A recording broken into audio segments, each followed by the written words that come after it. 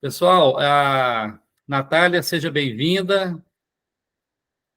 Obrigada, Beto, obrigada. A Natália, ela é mestre em psicologia clínica pela PUC de São Paulo, especialista em gestão de pessoas pelo Mackenzie e formada em psicanálise pelo CEP de São Paulo. Psicoterapeuta, professora, cofundadora e presidente da Associação Orion, dedicada à expansão da consciência, do desenvolvimento humano e da espiritualidade. Vou marcar aqui os 20 minutos, só para você não saber mais ou menos a hora que tem que parar, mas eu fui bastante tolerante, tá bom? Como eu fui com os demais. Certo, muito obrigada. Então, primeiramente, eu gostaria de agradecer os colegas que estão aqui presentes, né, do Colégio dos Magos. Essa troca que a gente vem tendo é muito importante na situação atual, mundial, eu diria, né, de ascensão. Os seres humanos precisam fazer essa troca e desenvolver esse tipo de pensamento ligado às ciências ocultas, esotéricas, à magia, ao subjetivo humano. A humanidade como um todo, né, precisa ascender. Então, é uma união em direção à memória sagrada de quem nós somos de verdade. É uma retomada dessa memória sagrada. Agradecer ao Flávio pela palestra, o Giovanni, o Beto, né, pela oportunidade da gente estar aqui debatendo e compartilhando informações hoje. Então, os sonhos, né? Eu trabalho com sonhos e eu utilizo os sonhos no meu dia a dia, praticamente todos os dias, né? Aqui em casa a gente compartilha os sonhos. E a ideia aqui é fazer uma conversa rápida, então eu vou dar uma pincelada nesse tema que é tão profundo e tão vasto, né? Bom, sou terapeuta, atuo também como formadora de novos facilitadores nessa técnica de análise dos sonhos, lá na Associação Orionte, a qual eu fundei, sou diretora, cofundei, né?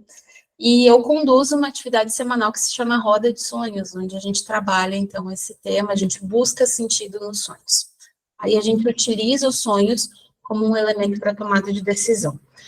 Bom, mas os sonhos o sonho é um tema muito intangível, e eu queria fazer uma premissa antes da gente entrar no tema do sonho em si, o significado, para nivelar, porque a gente está falando aqui de intencionalidade psíquica, e tudo aquilo que envolve a psique e as características humanas que são muitas vezes consideradas paranormais, né, ou às vezes uma coisa muito fora da realidade, tem gente que não considera. Né? Então, a gente parte de um determinado paradigma. O primeiro ponto é a gente compreender que a matéria, o átomo, antes de tudo é energia, né? E isso já é confirmado, inclusive, pela ciência atual. Então, se a matéria é energia, existe uma unidade em comum entre todas as coisas, o que nos leva a concordar de que o universo é organizado segundo esse princípio energético. Certo? Sem ele, nada existiria, nada se organizaria. Então, esse princípio, alguns chamam de Deus, outros chamam de fonte, outros chamam de ser, alguns chamam de energia, cada um dá um nome, né? Mas o fato é que ele existe. E esse princípio, nós somos fractais dele. Nós derivamos dele, dessa fonte criadora. Ok? Então, esse é o primeiro paradigma que a gente considera. A existência, a gente, enquanto existe, a gente não é eterno como esse princípio, como ser, né? A gente não existe, a gente tem um início, um meio e um fim, né? A existência não é eterna. E nessa existência a gente tem uma identidade, é uma identidade única. E nós experimentamos as coisas segundo essa forma, essa identidade e essa finitude também. Então, na nossa interação com as coisas da existência, a gente só pode colher as coisas como forma, como imagem. A gente não colhe a energia em si, porque nós mesmos não somos a energia em si eterna, nós somos uma forma dessa energia, né? E então nós colhemos o mundo por meio de imagens, por meio de fenômenos. Talvez uma mensuração mais próxima desse ser, dessa fonte do Criador, né, por meio da nossa consciência, seria a geometria sagrada, porque ela é esse infinito, né? A gente vê fractais, então do 1 se divide em 2, que se divide em 3, e daí a gente tem o trinácrio, né? O tríceps, trickles, a gente tem a flor da vida, a árvore da vida, a gente tem o Metatron, a gente tem, enfim, diversas formas geométricas que vão se unindo e vão, a pirâmide, o Merkaba e assim por diante, né? Então, vejam que isso está presente tanto no plano microscópico, nas nossas células, um bebê se formando no útero, até no plano macroscópico, que é a organização das galáxias e assim por diante, das estrelas, né? E é muito lindo colher essa ligação que está em tudo, né? Que reflete esse infinito. Mas esse não é o tema da nossa conversa de hoje. A nossa conversa de hoje é o sonho. Eu trouxe isso para dar uma pincelada do motivo da gente sonhar, né? O primeiro ponto, então, antes da gente entrar no sonho em si, só fazendo um resumo dessa introdução, né? É que é importante a gente entender essa dinâmica, né, que sustenta o universo dos sonhos. Então, o primeiro ponto é que o ser, ele se experiencia por meio do ser humano. O uno, a fonte, o Deus, a energia se experiencia através de nós, ok? E nós temos a ilusão, né, de nascer e morrer, essa ilusão de finitude. Quando, na verdade, somos eternos, somos fractais desse ser. O segundo ponto é que toda matéria é energia. Então, toda imagem, ela é o alfabeto de uma energia. Ela revela uma intenção que ainda não se manifestou, às vezes, na matéria. Que a gente ainda não está colhendo como fenômeno, mas ela está lá, né? Então, se a gente conseguir movimentar a imagem, a gente consegue movimentar a matéria, às vezes até antes dos efeitos. O terceiro ponto é que o ser humano só colhe a realidade por meio das imagens, da forma, porque ele mesmo é uma forma, tá? Então, na nossa consciência, a gente está constantemente colhendo, recebendo, produzindo, emanando imagens. A gente colhe a realidade, a gente existe por meio de imagens, a nossa psique. Então, o fato da gente lembrar do sonho ou não, tem muita gente que não lembra dos sonhos, né? Porque às vezes não usa, então vai atrofiando essa capacidade, mas o fato de não lembrar não significa que essa pessoa não sonhe. Ela constantemente produz imagem. A gente fez um exercício agora no início da aula, né, com o Flávio, e a gente pode fazer agora. Se a gente fechar os olhos nesse exato momento e eu propor algumas imagens, vocês vão ter algumas sensações energéticas. Por exemplo, a gente pode visualizar um sol, um mar, uma cadeira de praia, os pés descalços na areia, os pés na água fresca do mar, a cachoeira, um pássaro, um leão, um cavalo. Cada dinâmica produz uma sensação. Agora, se eu pedir para vocês fecharem os olhos e enxergarem uma arma, um veneno, uma árvore pegando fogo, poluição, multidões, energeticamente vocês vão se sentir diferente, ok? Então, a questão aqui é, a imagem em si ela é neutra, mas o que a gente faz com ela? Como ela entra em nós? A gente deixa ela entrar e predominar? O que a gente faz com essa imagem, ok? Então, esse é o processo, o universo dos sonhos, que é super interessante.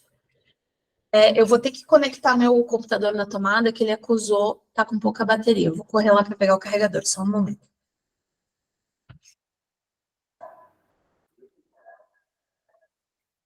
Nós estamos com 23 pessoas participando online. E já temos 1 hora de evento. Estamos dentro do prazo. E assim que terminar a fala da Natália, então, eu vou... Não sobra de prazo, né, Beto? Estamos com o tempo tranquilo. Mas é bom, melhor assim, né? Bom, continuando aí, desculpa aí pela interrupção, né? Uma pausa. Vamos seguir. Bom, como o Giovanni falou, também na palestra dele, a gente tem um problema aqui de consciência, né? Infelizmente, a nossa consciência não é transparente. A gente tem alguns vieses de juízo, a gente tem uma moral que foi introduzida, né? Inclusive na história da humanidade, o primeiro pecado de Adão e Eva. Então, a gente não anda nesse universo energético com muita transparência. É como se a nossa água estivesse poluída. E esses exercícios de análise de sonhos, de limpeza de consciência, eles vão trazendo para a gente um domínio e uma possibilidade, então, de agir nesse universo todo invisível. Então, essa é a utilidade dos sonhos, a gente limpando a nossa consciência e deixando de ser passivas as imagens que a gente recebe no dia a dia e nos tornando ativos na nossa construção de realidade, ok? Então, nós deixamos de ser vítimas e causadores dos nossos próprios problemas para sermos protagonistas de uma história criativa e de realização espiritual. É forte, é ousado. Então, os tipos de sonhos que eu posso ter e qual a utilidade deles do meu dia a dia. Eu tenho um primeiro tipo de sonho, que é um tipo muito comum, que é o sonho do tipo biológico, que vai falar de um instinto, de um desejo, ou até mesmo de uma doença. Então, claro, existe uma preocupação muito forte com isso quando se trata da alma, né? A alma quer viver, quer se experimentar. Se tem uma doença, ou se eu vou dormir, não tomei água. Então, muita gente sonha que está na cachoeira, ou que vai fazer xixi, né? Então, são sonhos que você realiza aquele instinto, que a sua consciência no seu dia a dia corrido, você não viu, não tomou água, não fez, e daí à noite, aquela pulsão se revela daquela forma. Ok? Então, o primeiro tipo de sonho é o tipo biológico. E é importante a gente também, né, ter essa descarga, porque se não tivesse essa descarga, para onde ia, né? Toda essa pulsão, todo esse instinto aí que foi removido. E esses sonhos biológicos, eles apontam também doenças, e às vezes causas das doenças, e soluções, as curas, tá? Então, um câncer, uma diabetes, uma doença no rim, ele pode apontar. Depois, a gente tem um tipo de sonho que fala dos nossos traumas, dos nossos comportamentos repetitivos e dos nossos circuitos fechados na nossa condição de vida diária. Vícios afetivos, vícios comportamentais, tá? E aqui, geralmente, a gente vai ver em outros personagens. Então, sabe aquela história? Eu sonhei com fulano e eu odeio fulano, eu não sei porque eu sonhei com essa pessoa. Ah, mas o que você acha dessa pessoa? Ah, essa pessoa é isso, é aquilo. Mete a boca, né? Mete o verbo. Mas aquela pessoa representa você, um lado seu que você não quer ver, ou que você não aceita, ou que você tem preguiça de melhorar, preguiça de corrigir, né? Não tem consciência daquilo, e aquilo está te atrapalhando. Então, não é que a sua alma está te julgando, mas ela está apontando um circuito vicioso que te impede de evoluir na sua espiritualidade, no seu caminho de limpeza de consciência, ok? Depois a gente tem sonhos que mostram oportunidades de criatividade, de expressão e de novidade na nossa vida, tá? E aqui entra coisas das mais diversas, então, segmentos de trabalho que você pode desenvolver, inovações, às vezes ter um filho, não ter um filho, separar, não separar, mudar de cidade, não mudar, tudo isso o sonho vai apontar. Porque a nossa alma quer se experimentar e não é de qualquer forma, é de uma forma peculiar. E ela aponta isso por meio do sonho. É uma carta que a alma escreve todos os dias para nós. E se a gente souber ler e fazer aquela ação, em seguida vem outra e vem outra. Mas se a gente bloquear e não fizer, você pode perder a oportunidade ou aquela mensagem vai ficar se repetindo até você fazer aquilo que tem que ser feito. Ok? E às vezes leva uma vida para a pessoa fazer, né? Muitas vezes a pessoa se dedica a algo profissionalmente que não é da essência dela, né? Então, nasceu para ser uma macieira e acha que é um abacateiro, né? Então, fica a vida inteira ali trabalhando, produzindo abacate, quando, na verdade, deveria produzir maçã, né? E o sonho fica apontando maçã, maçã, maçã, não é abacate, ok? Então, oportunidade de criatividade e expansão. Depois a gente tem os sonhos premonitórios, que apontam acontecimentos futuros. Ou seja, eu estou empurrando, estou aqui com um caderninho, né? Eu estou empurrando esse objeto em cima da mesa. Até aqui, ele está no âmbito da intenção, ele ainda não aconteceu. Aí o sonho diz, se tu continuar empurrando, vai cair. O objeto cai. Certo? Então, eu consigo colher no meio do sonho essa intenção. E se eu enxergo e mudo, os efeitos deixam de acontecer. Tá? Então, nem todos os sonhos premonitórios significam que a coisa necessariamente vai acontecer. Não é assim. Tá? Mas que sonhos premonitórios? Eu posso sonhar com um acidente de carro, eu posso sonhar com um parente que se continuar agindo daquela forma, vai morrer da doença XYZ. Eu posso sonhar com algo bom, né, que vai se realizar também, né, um resultado, um convite, tudo isso pode aparecer no sonho, não é só no tarô, no sonho também aparece, tá? Nitidamente, porque é do interesse da minha alma, né, e a minha alma vai se comunicar comigo por meio das imagens dos sonhos. Depois eu tenho sonhos semânticos, que são sonhos que falam de um impacto que eu vou ter naquele momento. Então, por exemplo, a gente aqui assistindo e debatendo, né, nos círculos mágicos, eu posso sonhar, se for de extrema importância para minha alma, para minha psique, esse encontro, eu posso sonhar com os personagens que vão estar aqui, com o desenrolar desse acontecimento. É um sonho semântico, ele conta como que a energia daquele lugar está, naquele momento. Ou se eu vou passar um final de semana com um grupo de amigos, eu consigo visualizar se aquele grupo vai me fazer bem ou vai me fazer mal, vai me aumentar minha vitalidade ou vai diminuir minha vitalidade. E, eventualmente, se não fizer bem, eu posso também mudar. Eu posso ir. Eu sonhei que eu estava, né, saindo com porcos, por exemplo. Né? Não eram pessoas vitais, eram pessoas que me sujavam. Então, eu cancelo aquele compromisso. Ou então eu sonho que eu estou num grande banquete com muitas pessoas e a gente compartilha alimentos, vinho. Daí eu concluo que é positivo aquele encontro. Ok? Mas pode ser neutro também, nesse caso eu não sonho. Se eu durmo sempre do lado de uma pessoa, eu posso sonhar com problemas daquela pessoa que está do meu lado. É um sonho semântico. Porque quando a minha consciência rebaixa, eu estou aberta à informação energética, às imagens do ambiente também. E dependendo de como elas me tocam, eu posso sonhar ou não. Depois nós temos os sonhos, aqui entram sonhos mais complexos de serem explicados, né? Mas o universo é muito grande, nós não somos as únicas espécies que vivemos nesse universo. Então nós temos sonhos de incubação alienígena, que são seres que vêm à noite, espíritos ruins, se vocês quiserem, pode chamar como vocês quiserem, né? Mas são presenças que vêm para nos sugar à noite.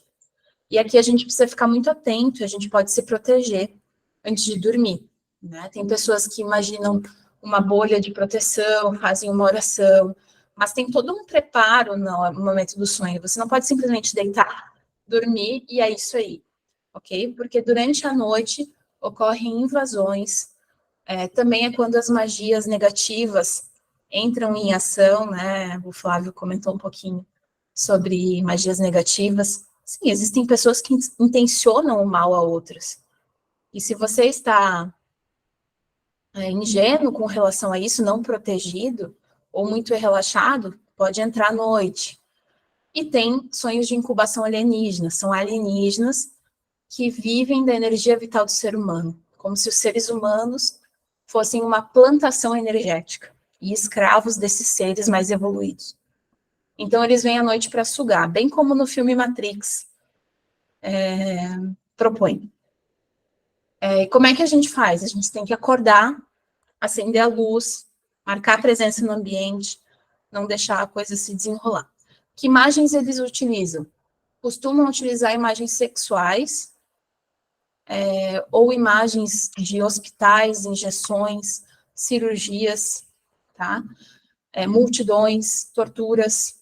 Sempre que você tiver um sonho assim, acorde e diga, não, aqui não. E eles começam utilizando a imagem de algum conhecido seu que você tem confiança. Só que eles não conseguem reproduzir essa pessoa como um todo. Você vai ver só uma parte dessa pessoa. E é um sonho repetitivo, hologramático, ele não é verdadeiro, não tem tanta vida. É uma imagem, um filme que se passa. Um filme pronto, que eles usam para mais de uma pessoa. No dia seguinte, você está com tônus vital diminuído. Então, você está energeticamente mal. Okay? Então, precisamos ficar atentos também aos sonhos de incubação. E depois nós temos os sonhos de regeneração e prazer, né? Que são aqueles sonhos que você tem uma vivência de uma transparência da realidade, do ser, do contato ontológico com as coisas. Então, são sonhos que você, às vezes, vê muitos arco-íris ou tem uma presença branca. Eu costumo dizer que é o famoso sonho de rede, né? Você está numa floresta, num camping, e daí você deita na rede ou na praia, e tem aquele sonho que é simplesmente revigorante, né, e prazeroso. Então, esse é um outro tipo de sonho. Depois tem como analisar, não sei se vai ter tempo de falar, Roberto, como é que estamos no tempo? Você já usou os 20 minutos, mas como você parou um pouco também, se quiser começar a pensar em concluir, tá bom? Vamos concluir, então. Só que tem uns elementos para que a gente usa para fazer análise, né? Então, os personagens, os objetos, de onde começa, onde termina.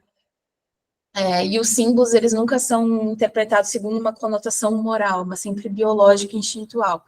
Então, por exemplo, dinheiro. Você não come dinheiro, né? Então, o dinheiro pode ter um valor social, mas para o teu instinto, para a tua alma, não tem valor algum. Então, se você, de fato, se o sonho, de fato, estiver comunicando um ganho, né, financeiro, você provavelmente vai sonhar com alimento, com comida. Você não vai sonhar com um pedaço de papel, né? E você sonha com um pedaço de papel quando você está iludido com valores sociais, meramente sociais. Então, tem esses critérios para se analisar do símbolo, né, que foi feito todo um trabalho de pesquisa com relação aos símbolos, até a gente chegar nesse critério de análise que a gente trabalha, eu trabalho na linha da ontopsicologia, né? Então, daí isso permite uma análise mais precisa. Mas não vou me deter aqui, porque são muitos símbolos, muitos tipos de sonhos, e queria agradecer, então, a oportunidade e ficamos abertos para os questionamentos.